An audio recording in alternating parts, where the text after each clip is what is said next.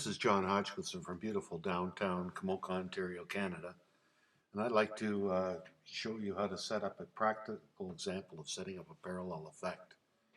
I've created a little file here in Logic 9, which is my DAW I use, and it's basically 3 tracks, and if I play the 3 tracks, you'll see they're very dry.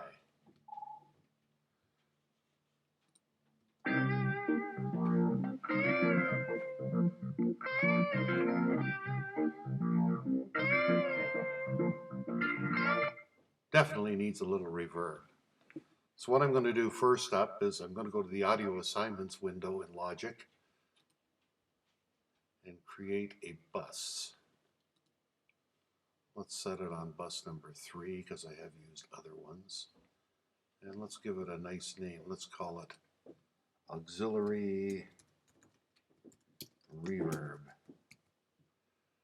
There we go. Now what I want to do is go into each of my tracks that I have here and set the send to that auxiliary reverb bus. It's a good thing to set them all to the same. It just makes it easier down the road so you don't get confused. It kind of keeps everything really neat. Now what I need is an auxiliary track for this bus to send to. So what I do is click down here, and it should be stereo because we want the output to be stereo, and we want the input to be auxiliary reverb.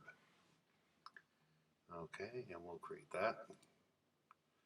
And there we have aux2. Let's give it a nice name too while we're here in the name of neatness. Now, what we want to do is make sure we give everything a little send to it. Or let's just, we'll just send the lovely B3, I love my Hammonds, to that. We'll see.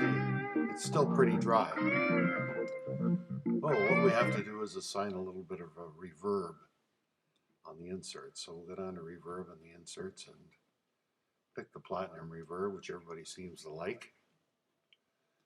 And let's go live club because I spend most of my time in clubs. One thing I want to make sure is the dry wet mix is set to totally to 100% wet on the aux, okay? So let's see what we got. We should have, let's solo out that Screamin' Bee and see if we got any reverb on it.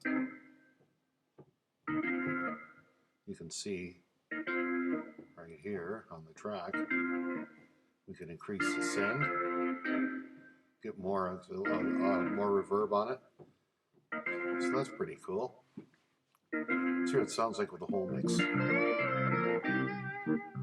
Oh, we should weten up that guitar a bit. Let's wetten up the guitar a bit too, because Strat sounds shitty without reverb. So let's see how that sounds.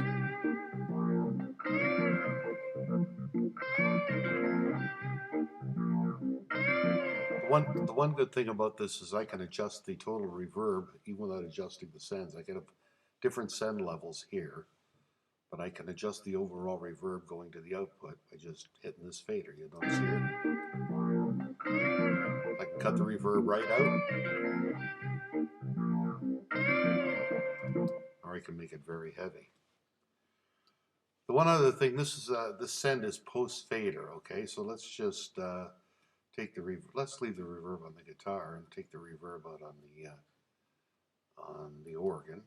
And what we'll do is if I right now, if I take, let's solo that track out here.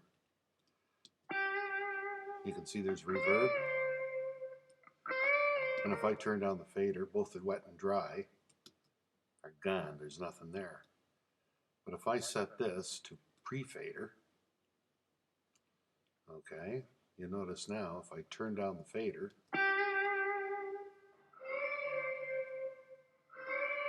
we still get the reverb. Set that back to post. And let's give everything a little reverb. Just give it a little listen.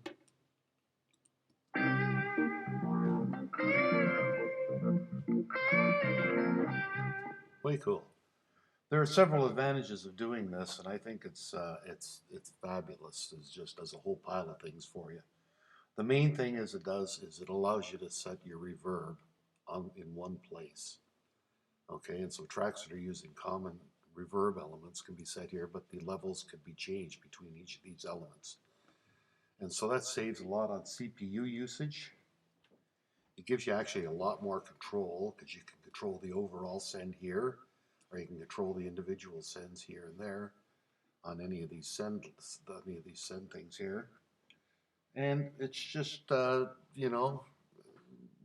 think it's a wonderful thing, and I think everybody should just get on the bus and start doing it. So I'd like to thank everybody for watching my little video, and hope you've enjoyed it. Thanks a lot. Bye-bye.